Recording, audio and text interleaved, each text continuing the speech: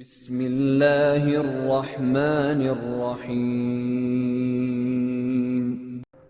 الحمد لله نحمده ونستعينه ونستغفره ونؤمن به ونتوكل عليه ونعوذ بالله من شرور أنفسنا ومن سيئات أعمالنا من يهد الله فلا مضل له ومن يضلله فلا هادي له ونشهد أن لا إله إلا الله وحده لا شريك له ونشهد أن سيدنا وحبيبنا وسندنا ومولانا محمدا عبده ورسوله قال الله تبارك وتعالى في كلامه المجيد وفرقانه الحميد فأعوذ بالله من الشيطان الرجيم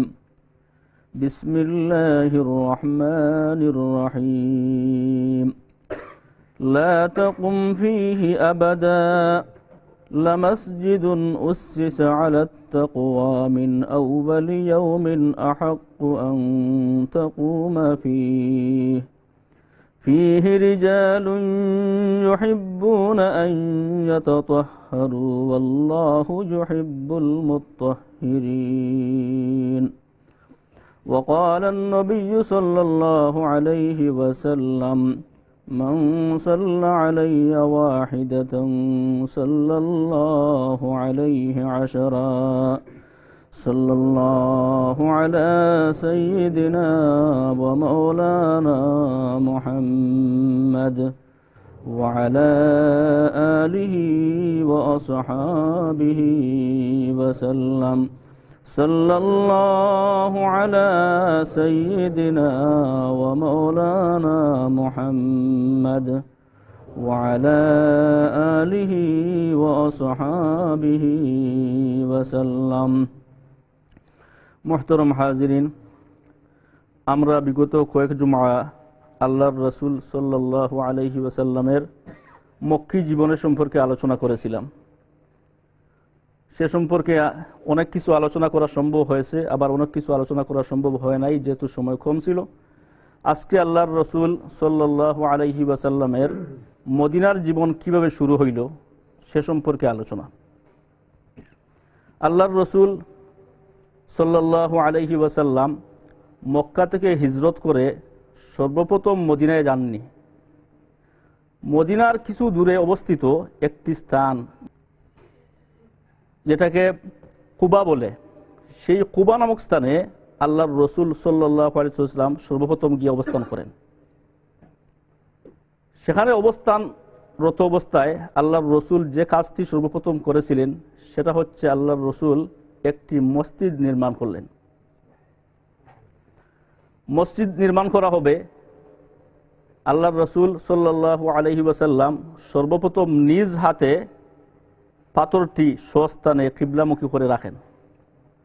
রাসূল একটি পাথর রাখার পরে আবু বকর রাদিয়াল্লাহু তাআলা আরেকটি পাথর রাখেন, এরপরে উমর রাদিয়াল্লাহু তাআলা আরেকটি পাথর রাখেন।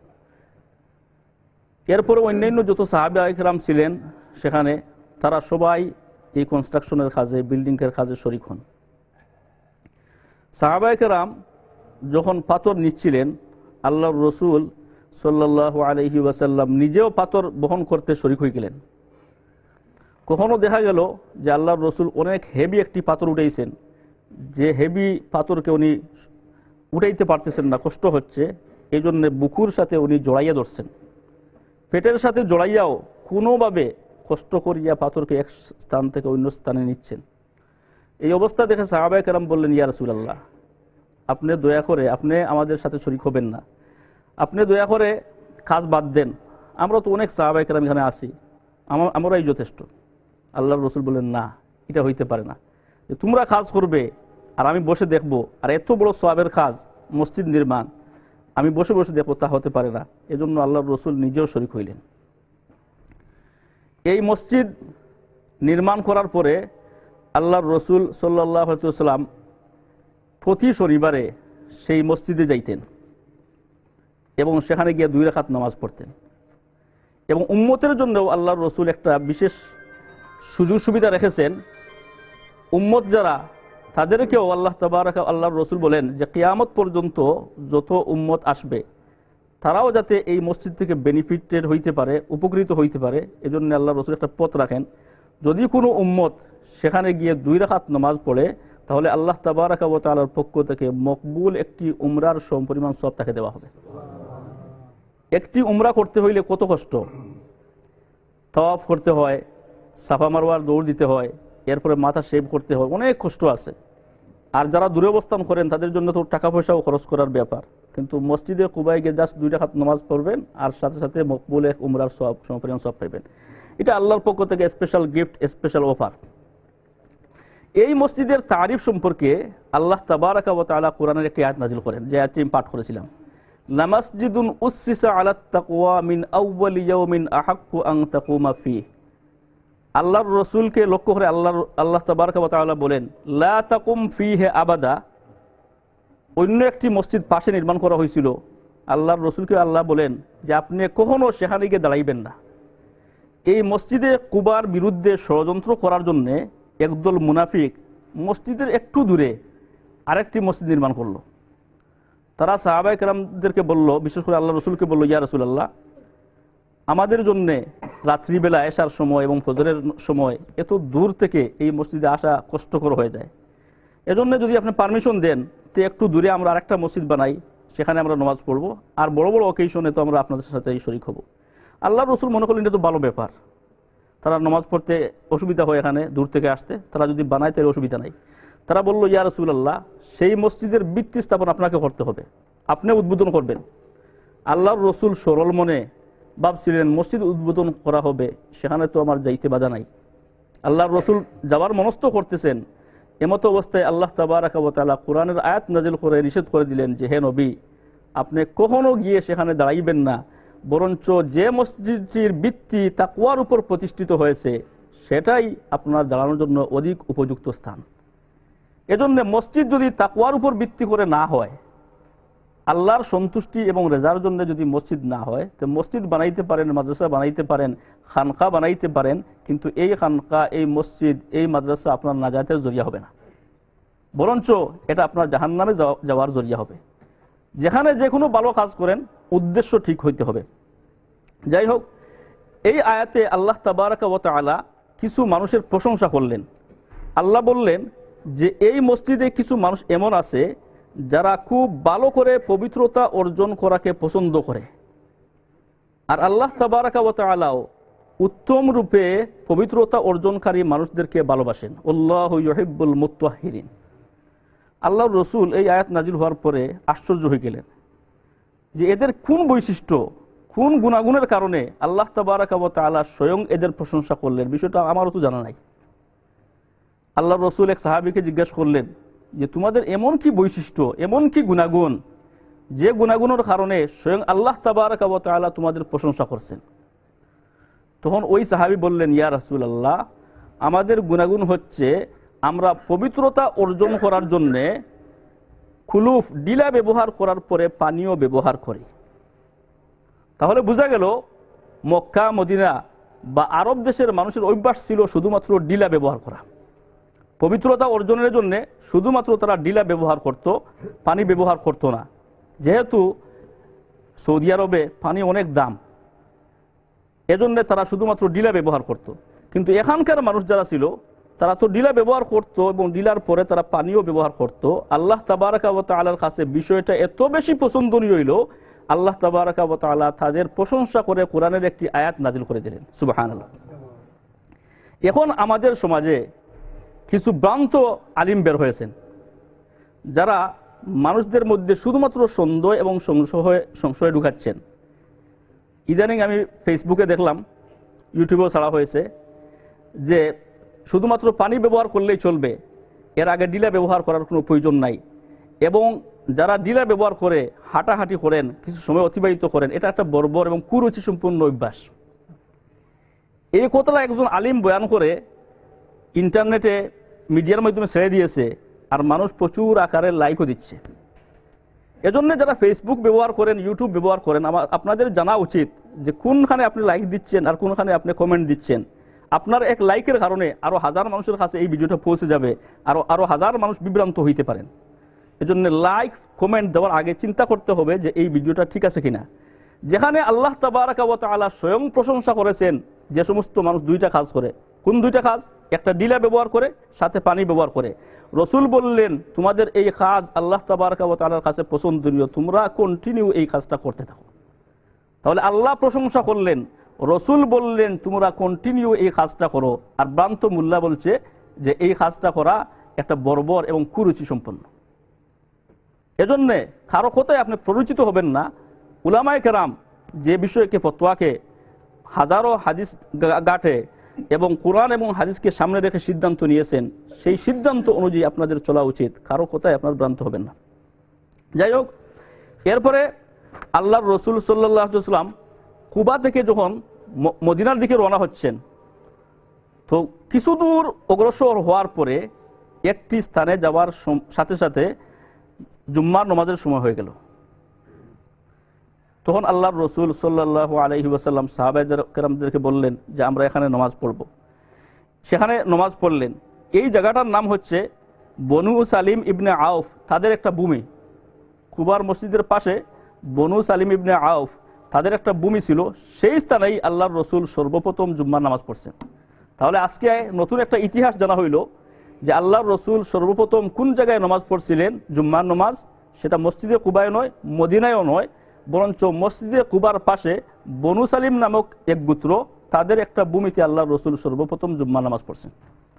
এবং ওই জুম্মার নামাজে যে খুতবা দিয়েছিলেন সেটাই ছিল ইসলামের ইতিহাসে সর্বপ্রথম খুতবা। তাহলে আরেকটি বিষয় জানলেন যে ইসলামের ইতিহাসে সর্বপ্রথম খুতবা কোনটা? এই খুতবাই ছিল সর্বপ্রথম। আল্লাহর রসুল যখন সেখান থেকে বের হইলেন, তো বের হওয়ার সময়ে আবু বকর রাদিয়াল্লাহু তাআলা আনহু আল্লাহর রসুলের পিছনে সুয়ারিতে বসা, আর ডান এবং বাম দিকে সাহাবায়ে কেরাম সারিবদ্ধ অবস্থায়, কিছু সাহাবায়ে কেরাম ডান দিকে এবং কিছু সাহাবায়ে কেরাম বাম দিকে। এই সাহাবায়ে কেরাম বলতে বলছি আনসার যারা, তারা মদিনাবাসী সাহাবায়ে কেরাম, তারার একান্ত আগ্রহ ছিল যে আল্লাহর রসুল তাদের ঘরে তশরিফ নেবেন। সবাই অনুরোধ করলেন, ইয়া রাসূলুল্লাহ, একটা বারের জন্য আপনি আমার ঘরে তশরিফ নিয়ে আসেন, একটা বারের জন্য আমার ঘরে আসেন। সবার উদ্দেশ্য ছিল বরকত হাসিল করা। আল্লাহর রসুল বললেন যে এই যে উট, এই যে সুয়ারি, এটা আল্লাহর পক্ষ থেকে নির্দেশিত। আল্লাহ তাকে নির্দেশ দিয়েছেন, যেখানে আল্লাহ তাবারাকা ওয়া তাআলা ইঙ্গিত দিবেন সেখানেই গিয়ে এই উট থামবে। সুবহানাল্লাহ। সর্বশেষ দেখা গেল আবু আইয়ুব আনসারী রাদিয়াল্লাহু তাআলা আনহুর গোরের সামনে গিয়া এই উট থামলো, আর আল্লাহর রসুল তখন এই উট থেকে নামে চলে আসলেন। সাহাবায়ে কেরাম আনন্দে আত্মহারা ছিলেন। মদিনাবাসী মানুষ আনন্দে আত্মহারা যে আল্লাহর রসুল সাল্লাল্লাহু আলাইহি ওয়াসাল্লাম আজকে আমাদের সমাজে চলে আসছেন। এই আনন্দের কারণে তারা কবিতা আবৃত্তি করতেছিলেন। তালাআল বদরু আলাইনা মিন সানিয়াতিল ওয়াদা ওয়াজাবাশ শুকরু আলাইনা মা দাআ লিল্লাহি দা। তারা কবিতা আবৃত্তি করতেছিলেন যে সানিয়াতুল বিদা থেকে 14ই রাত্রির চন্দ্র আজকে আমাদের উপর উদিত হয়েছে। ওয়াজাবাশ শুকরু আলাইনা, এই নিয়ামত পাওয়ার পরে আল্লাহর শুকুর আদায় করা আমাদের উপর ওয়াজিব। রসুলের আগমনে গোটা মদিনাবাসী আনন্দে আত্মহারা ছিল। সবাই এক্সপেক্ট করছিল যে আল্লাহর রসুল তাদের ঘরে অবস্থান করবেন। এক সাহাবী বলেন যে প্রত্যেক মানুষের মুখে মুখে আমি একটা কথা শুনলাম, ছোট বড় বৃদ্ধ নারী পুরুষ সবার মুখে একটা কথা ছিল, জা নবিয়ুল্লাহি জা রাসূলুল্লাহি, আল্লাহর নবী চলে এসেছেন, আল্লাহর রসুল চলে এসেছেন। এই অবস্থায় সবাই আনন্দে আত্মহারা। সবাই আল্লাহর রসুলকে বলল, ইয়া রাসূলুল্লাহ সাল্লাল্লাহু আলাইহি ওয়াসাল্লাম, আমার ঘরে তশরিফ আনেন, আমার ঘরে তশরিফ আনেন। আল্লাহর রসুল বলেন, এই উট আল্লাহর পক্ষ থেকে নির্দেশিত, যেখানে সে থামবে সেখানেই আমি থামবো। সর্বশেষ দেখা গেল আবু আইয়ুব আনসারী রাদিয়াল্লাহু তাআলা আনহুর ঘরে গিয়া থামলো, ঘরের সামনে থামছে, আল্লাহর রসুল সেখানে অবস্থান করলেন। মদিনাবাসীর সামনে আল্লাহর রসুল সাল্লাল্লাহু আলাইহি ওয়াসাল্লাম ইসলামকে উপস্থাপন করলেন। ইসলাম কি জিনিস, কি জন্য আল্লাহর রসুল প্রেরিত হয়েছেন, তাদেরকে ইসলামের সৌন্দর্য তুলে ধরলেন এবং দাওয়াত দিলেন। দাওয়াত দেওয়ার সাথে সাথে মদিনাবাসী আলোচনা শুরু করলো, আসলে দীর্ঘদিন থেকে ইহুদিদের মধ্যে আমরা যে আলোচনা শুনে আসতেছি, সেখানকার সমাজের মধ্যে ইহুদিরা ছিল শিক্ষিত। তারা সব সময় আলোচনা করত যে অচিরেই একজন নবী চলে আসবেন। এই তাদের মুখ থেকে অন্যান্য মানুষ আলোচনা শুনেছে, এজন্য এই কথাগুলো শুনে তারা বলল যে ইহুদিরা যে নবীর জন্য অপেক্ষা করতেছিল, যে নবীর কথা সব সময় বলিয়ে বেড়াইতো, সেই নবী হচ্ছেন এই নবী। সুতরাং অন্যদেরকে আমাদের আগে ইসলাম গ্রহণ করার সুযোগ দেয়া যায় না, আমরা আগে ইসলাম গ্রহণ করে ফেলি। সুবহানাল্লাহ।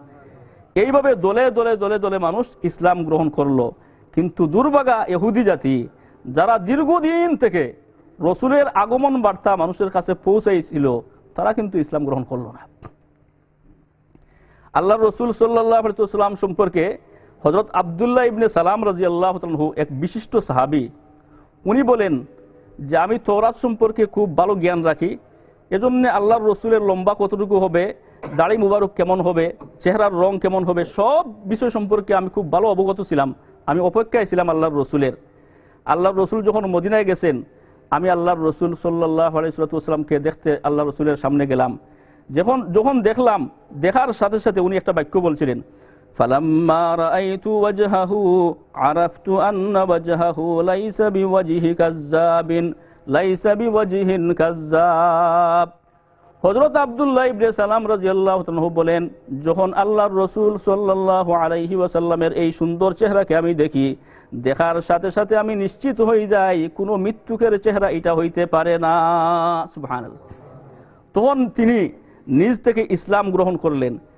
তিনি বলেন, রসুলের চেহারা দেখলাম, চেহারা যেমন সুন্দর, রসুলের মুখের কথা তার চাইতে 12,000 গুণ মিষ্টি।